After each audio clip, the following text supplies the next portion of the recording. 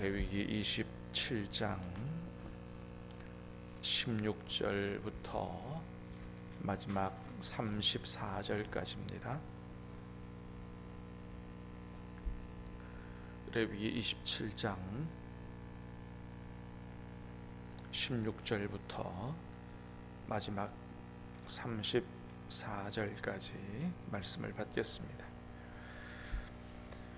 만일 어떤 사람이 자기 기업된 밭 얼마를 성별하여 여호와께 드리려 하면 마지기 수대로 내가 값을 정하되 보리 한 호멜지기에는 은 50세겔로 계산할지며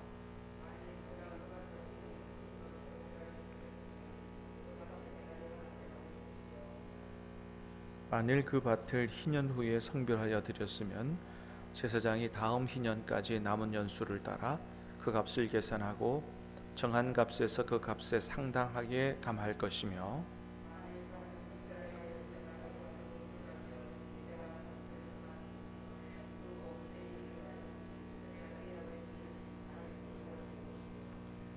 만일 그가 그 밭을 무르지 아니하려거나 타인에게 팔았으면 다시는 무르지 못하고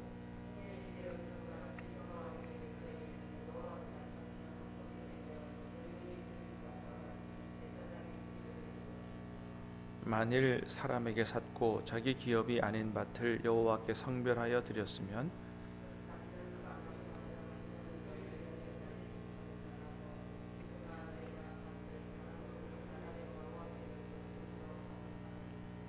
그가 판 밭은 희년에 그 판 사람 곧 그 땅의 원주인에게로 되돌아 갈지니라.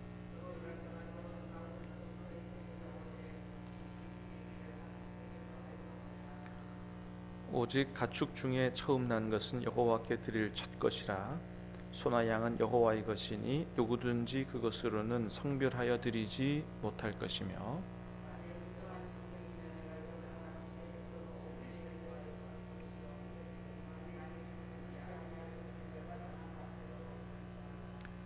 어떤 사람이 자기 소유 중에서 오직 여호와께 온전히 바친 모든 것은 사람이든지 가축이든지 기업에 바치든지 팔지도 못하고 무르지도 못하나니 바친 것은 그 여호와께 지극히 거룩함이며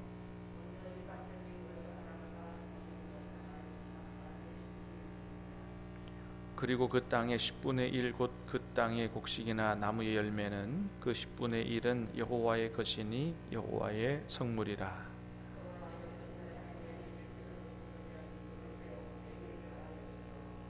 모든 소나 양의 11조는 목자의 지팡이 아래로 통과하는 것의 10번째의 것마다 여호와의 성물이 되리라.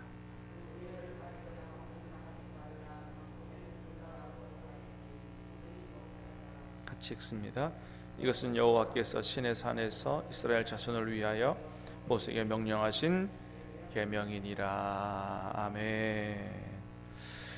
자, 어제 말씀에 계속해서 이어서 하나님께 서원하여 바치는 것에 대한 말씀이 계속이 되어지고 있습니다. 자, 레위기 마지막 장을 바치는 것으로 그렇게 말씀을 정리하는 이유가 있다 그랬죠. 레위기 전체의 주제가 바로 거룩이고, 거룩은 하나님께 성별하여 드리는 것, 바치는 것, 그것이 거룩이기 때문에 그렇습니다. 하나님께 성별하여 바치기 때문에 당연히 깨끗하고 정결한 것이어야 하는 것이죠. 그래서 거룩은 단순히 깨끗하고 정결한 것을 넘어서서 하나님께 성별하여 바치는 것을 거룩이다. 그래서 하나님만을 위하여 사용되는 것, 그것이 바로 거룩이다. 지난 주일에 우리가 거룩에 대한 말씀을 들었습니다마는 그 모든 내용이 한마디로 말하면 뭐예요?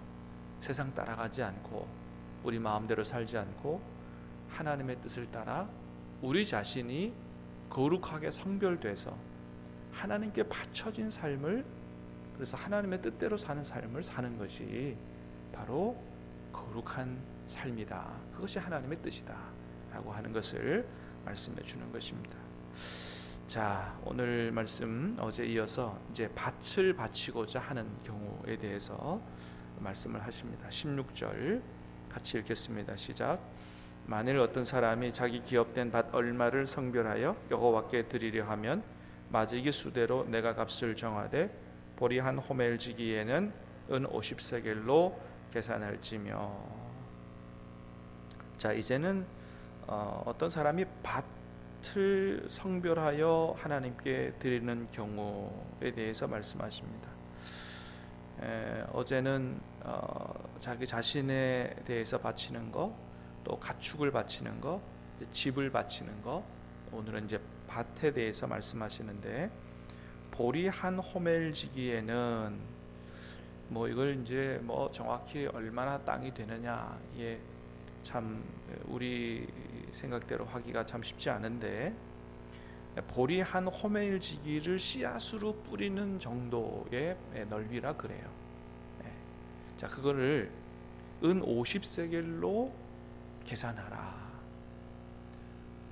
밭은 하나님께서, 땅이죠. 이 땅은 하나님께서 이스라엘 백성들에게 기본적인 생활의 터전으로 준 것이기 때문에 이걸 하나님께 그대로 바치고 나면 자기가 농사지어서 먹고 살 이 생계의 그 토대를 잃어버리는 거잖아요. 그래서 밭을 바치고자 하는 경우는 어떻게 해요? 그 넓이만큼 돈으로 환산해서 하나님께 바치라. 그렇게 지금 말씀하시는 것이죠. 자, 근데 이게 굉장히 비싸다 그랬어요.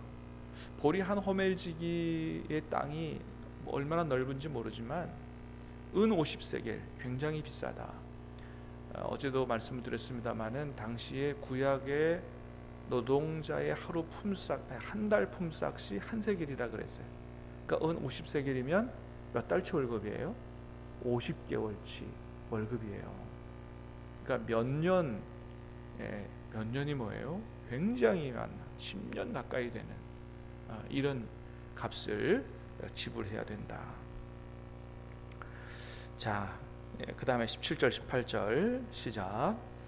만일 그가 그 밭을 희년부터 성별하여 드렸으면 그 값을 내가 정한 대로 할 것이요, 만일 그 밭을 희년 후에 성별하여 드렸으면 제사장이 다음 희년까지 남은 연수를 따라 그 값을 계산하고 정한 값에서 그 값에 상당하게 감할 것이며.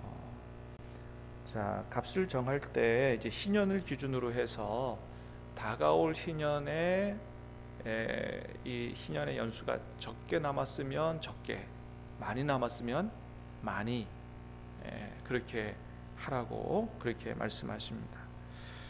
희년을 따라서, 왜냐하면 희년이 되면 모든 것이 다 해방되어지고 본 주인에게로 하나님께서 돌려주시기 때문에 희년을 따라 계산하라 말씀하십니다. 자, 19절 시작. 만일 밭을 성별하여 드린 자가 그것을 물으려면 내가 값을 정한 돈에 그 5분의 1을 더할지니 그리하면 그것이 자기 소유가 될 것이요. 자, 밭을 성별하여 드리려고 했는데 마음이 변했어요. 그러니까 이게 참 문제가, 자꾸 마음이 변하는 게 문제죠. 내 마음이 변해서 밭을 다시 자기 것으로 찾아갈 수 있는데, 그렇게 하려면 어떻게 해요? 5분의 1을 더한 값을 주고, 그러니까 은 50세겔이면 55세겔을 주고, 이제 하나님께 뭐 이렇게 받드리는 거 이제 무효입니다. 이제 그렇게 할 수 있다는 거죠. 그러니까 그렇게 하려면 더 많은 것을 치러야 되기 때문에, 아까는 계산이 잘못됐군요.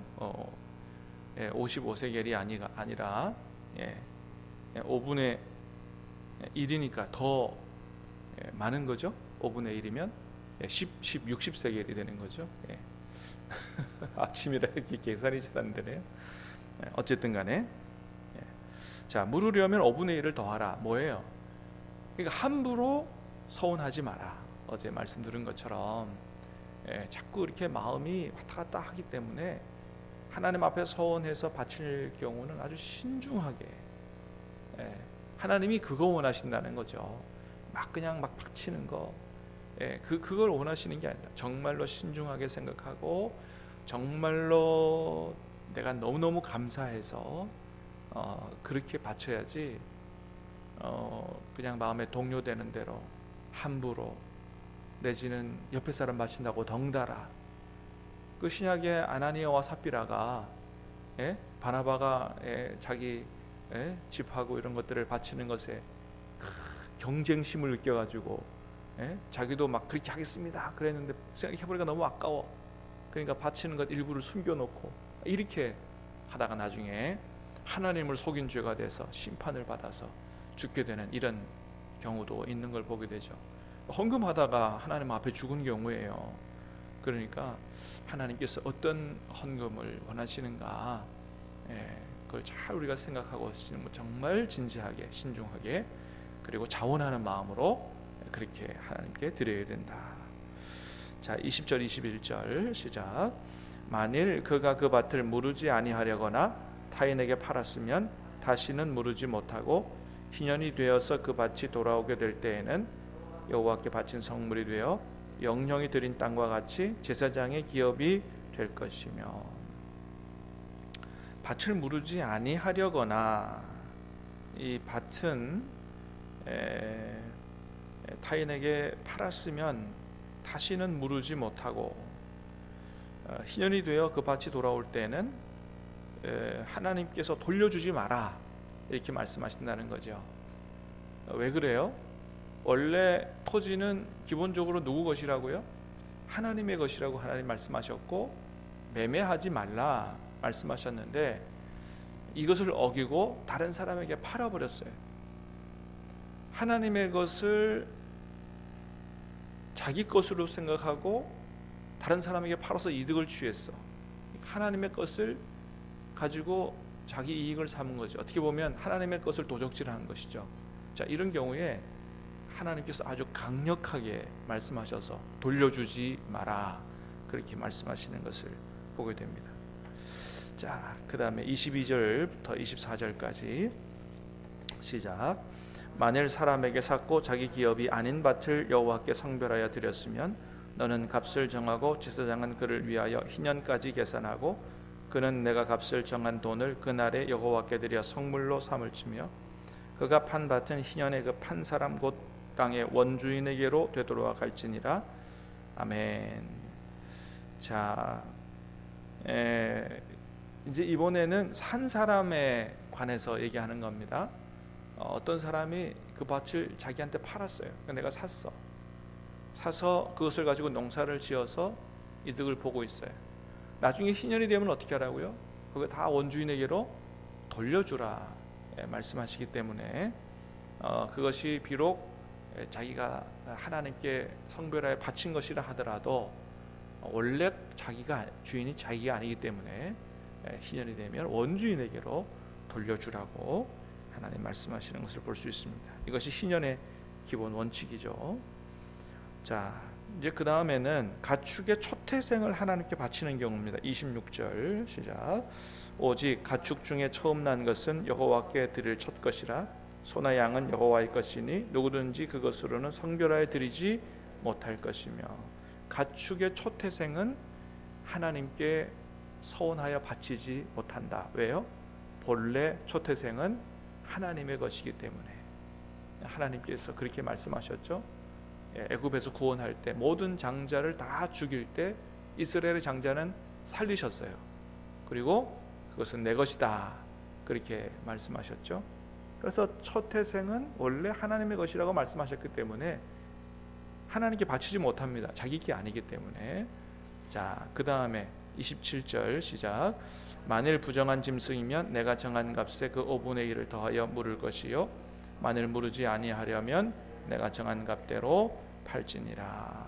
부정한 짐승 하나님께 바치지 못하기 때문에 5분의 1 더해서 물으라 그렇게 말씀하십니다. 자, 그 다음에 온전히 바쳐진 것에 대해서 말씀하세요. 28절 29절 시작. 어떤 사람이 자기 소유 중에서 여호와께 바친 모든 것은 사람이든지 가축이든지 기업에 바치든지 팔지도 못하고 무르지도 못하나니 바친 것은 다 여호와께 지극히 거룩함이며. 29절도 읽어봅니다. 시작. 온전히 바쳐진 그 사람은 다시 무르지 못하나니 반드시 죽일지니라. 자, 온전히 바친 모든 것은 사람이든지 가축이든지 기업이든지 팔지도 못하고 무르지도 못한다. 반드시 죽여야 된다. 자, 이건 이제 온전히 바쳐진 것은 히브리어로 헤렘이라 그래요. 이걸 다른 말로 번역하면 진멸이라는 뜻입니다. 그러니까 완전히 죽이라, 이런 뜻이에요. 이거는 온전히 하나님께 바쳐졌기 때문에 절대로 다른 사람에 사용하지 못하도록 그렇게 하시는 거예요. 주로 어느 상황에서 나타나느냐? 전쟁 상황에서 나타납니다. 다른 민족하고의 전쟁 가운데서 하나님께서 헤렘이라고 말씀하시면 이건 하나님께 온전히 바쳐진 거기 때문에 절대로 다른 사람이 손을 대서는 안 됩니다. 특별히 가나안 족속과의 전쟁에서 하나님 말씀하셨죠. 어린 아이들까지 온전히 진멸하라고 그게 헤렘이에요. 절대로 손을 대면 안 되는 그런 전쟁이었던 것입니다. 그런데 그 하나님의 것을 손을 대 가지고 죽은 사람이 있잖아요. 누구예요? 아간이라고 하는 사람이죠. 이건 헤렘 전쟁인데 온전히 하나님께 바치라고 했는데 그렇게 한 것이죠.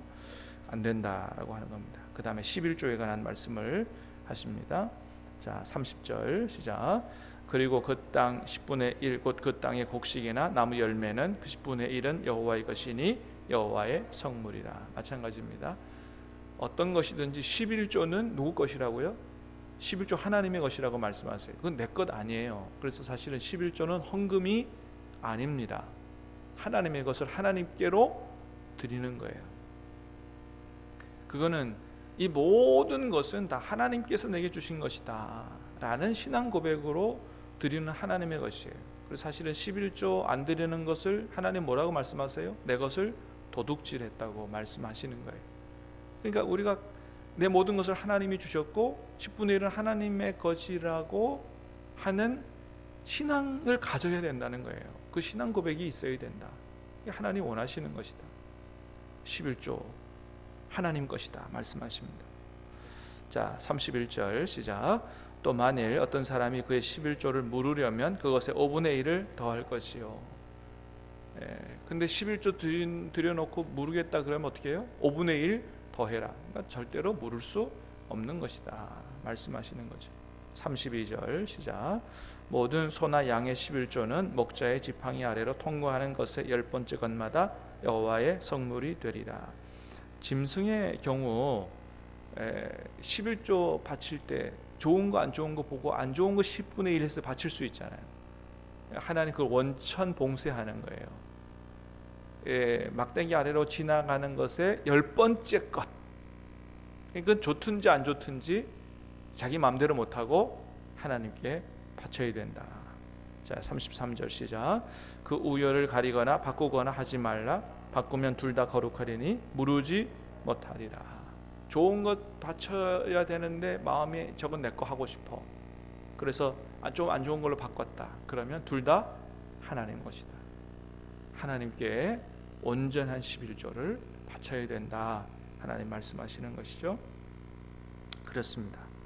자, 오늘 이제 이런 말씀으로 하나님께서 레위기 전체를 마감하시는데 27장 마지막 장을 읽어보면 그런 생각을 하게 돼요. 야, 이스라엘 백성들이 이렇게 자기 자신이든지 가축이든지 집이든지 땅이든지 이렇게 하나님 앞에 바치려고 하는 마음이 있구나. 야, 참 감동된다 그런 생각이 돼요. 우리는 참 모든 것이 내 것이라고 생각하고 아까워하고 하는 이런 마음이 없지 않아 있는데 집도 밭도 아낌없이 그렇게 바치려고 하는 사람들이 있구나. 또 하나님께서 그것을 막 바치는 거 다 좋아하시기보다 신중하게 정말로 자원하는 마음으로 그렇게 해서 바치라. 그것이 정말 하나님께서 기뻐하시는 제물이 된다. 우리는 무엇보다 집이라든지 밭이든지 그것보다 하나님께서 우리에게 더 원하시는 제물은 뭐예요? 우리 자신이다. 우리 자신. 왜요? 예수님께서 하나님께서 예수님의 보혈로 우리를 사셨기 때문이다. 그래서 로마서 12장 1절에 뭐라 그럽니까? 그러므로 형제들아 너희 몸을 거룩한 산 제물로 하나님께 드리라. 이것이 너희가 드릴 영적 예배라고 말씀하십니다. 하나님 앞에 하나님을 위해서 거룩하게 성별하여 우리 자신을 드리는 것, 우리가 아까워하지 말고 기꺼이 하나님 앞에 드리면서 거룩한 삶을 살아갈 수 있게 되기를 주님의 이름으로 축복합니다. 기도하겠습니다. 은혜로 오신 주님 감사합니다. 이렇게 레위기 말씀을 통해서 우리가 하나님의 뜻을 깨달아 알 수 있도록 은혜를 주신 것을 감사합니다. 처음에는 여러 가지 제사를 통해서 우리 죄를 용서해 주시고 그 이후에 하나님께서 원하시는 거룩의 길이 무엇인지를 말씀해 주셔서 하나님 거룩하게 사는 비결을 깨닫게 해주심을 감사합니다. 레위기 말씀을 깊이 묵상하고 마음에 새기고 하나님 뜻을 바로 깨달아 알아 정말로 하나님께 거룩하게 살아갈 수 있도록 거룩히 성별하여 정결하게 하여 하나님 앞에 드릴 수 있는 아버지 우리가 될 수 있도록 도와주시옵소서. 예수님 이름으로 감사하며 기도하옵나이다. 아멘.